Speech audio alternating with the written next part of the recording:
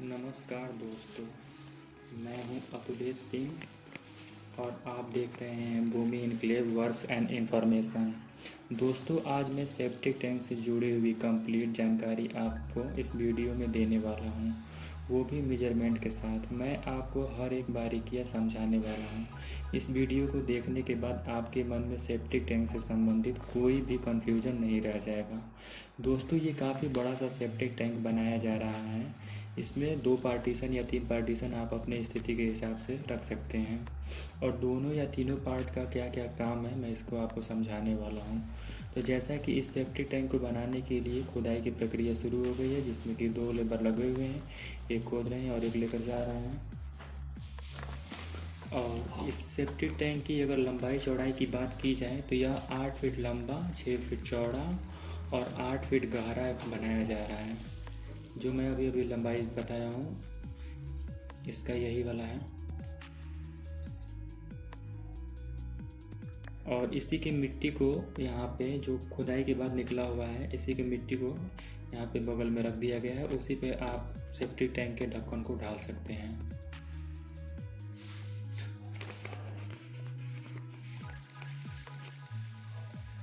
और इसके पास में ही, इसके जस्ट पास में ही सोक पिट का निर्माण किया गया है, ताकि सेप्टिक टैंक से जो पानी का निकास रहेगा वो सोक पिट में जाकर सोख लिया जाएगा, या फिर सीवर के आने पर यहाँ से सोक पिट में से ही बाहर सीवर में कनेक्शन कर दिया जाएगा। अगर मैं इस सोक पिट की बात करूँ तो इसकी जो गहराई है यहाँ से लेकर पूरा यहाँ तक 12 फीट है। और ऐसे गोलाई की अगर बात करूँ मैं तो यह 6 फीट का है।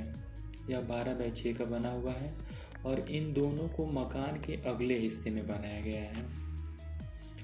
और इस सेप्टिक टैंक में ज़रूरत के हिसाब से, अब तो पहले बन रहा है तो कंफर्म नहीं है कि 3 चैम्बर बनेगा या 2 चैम्बर बनेगा। आप अपनी ज़रूरत के हिसाब से 2 चैम्बर या 3 चैम्बर बना सकते हैं, लेकिन इतना तो कंफर्म है कि कम से कम 10 फीट की लंबाई रहेगी, तभी आपका 3 पार्टीशन बन पाएगा।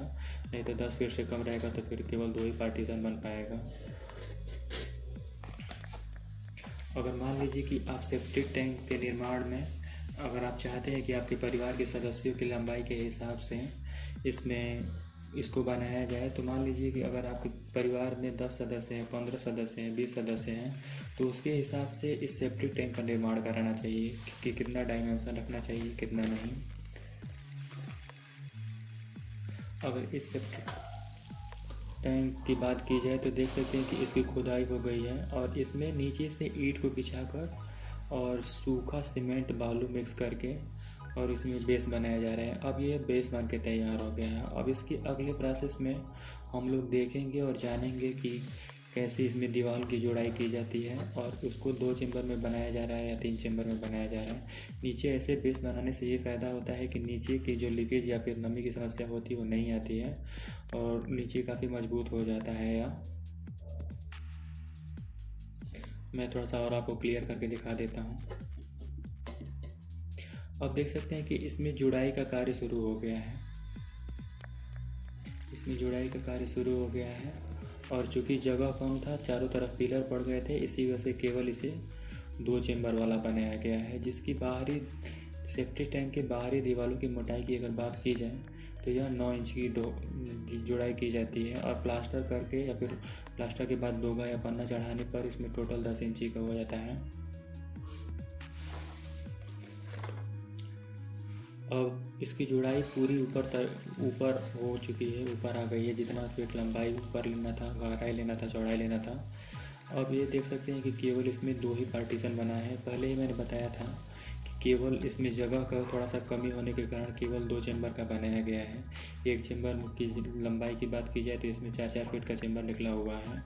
और यहीं जस्ट पास में ही टॉयलेट के लिए जगह छोड़ दिया गया है। यहीं पे टॉयलेट का सीट बैठा दिया जाएगा और इस सीट से होकर पानी इस सेप्टिक टैंक में आ जाएगा और पहले वाले चैम्बर से होकर ये दूसरे वाले चैम्बर में जाकर और यहीं से पाइप के द्वारा ही जो ओवरफ्लो होता है पानी, ओवरफ्लो नहीं मतलब पानी इस सेप्टिक टैंक से जो निकास है, या 4 इंची के पाइप से यहाँ पे जहाँ से सोक पिट है यहाँ पे एंट्री करा दिया जाता है और इससे पानी उसमें चला जाता है। और इस सॉकेट के पास में लगाया गया है। और ये देख सकते हैं कि सॉकेट के जस्ट बगल में ही यहाँ पे सीवर और रोड है, तो सीवर आ जाएगा, उसी को अटैच कर दिया जाएगा। उसी के हिसाब से इसको बनाया गया है ताकि पास में रहे। और इसे मकान के अगले हिस्से में बनाया गया है।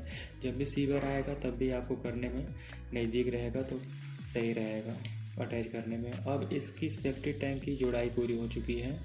और इसमें जो बीच वाले दीवार की बात हो रही थी, इसे केवल 5 इंच का डाला गया है और बीच में 2 जगह इसमें जाली छोड़ दिया गया है ताकि जब पहले वाले चेंबर से होकर जो पानी रहेगा दूसरे वाले चेंबर में चला जाएगा, उसे थोड़ा सा डाउन ही रखा जाता है। और इसे जुड़ाई करने के बाद इसे प्लास्टर या दोगा करके कर दिया जाता है। अब बात करते हैं सेफ्टी टैंक के ढक्कन के बारे में। तो ये रहा सेफ्टी टैंक का ढक्कन जिसे ढाला जा रहा है। इसके लिए आपको छड़ चाहिए और सीमेंट, बालू, गिट्टी।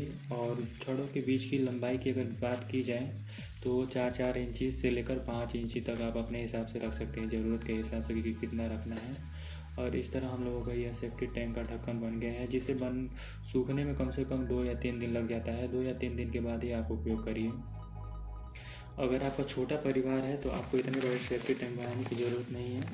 आप मान लीजिए कि आपके परिवार में यदि केवल 5 या 6 सदस्य हैं तो उसके लिए आपको 2250 लीटर वाला सेफ्टी टैंक बिल्कुल सही रहेगा। उसके लिए आपको मात्र 6.5 फीट लंबा, 3 फीट चौड़ा और 5 फीट गड्ढा सेफ्टी टैंक बनवाने की आवश्यकता है केवल, और उसी में आपका हो जाएगा।